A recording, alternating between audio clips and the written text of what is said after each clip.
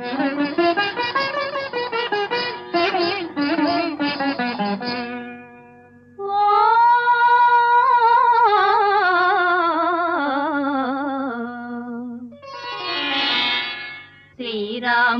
చరితమును తెలిపెదమమ్మా, ఘనశీలవతి సీత కథ వినుడోయమ్మా. శ్రీరాముని చరితమును తెలిపెదమమ్మా, ఘనశీలవతి సీత కథ వినుడోయమ్మా.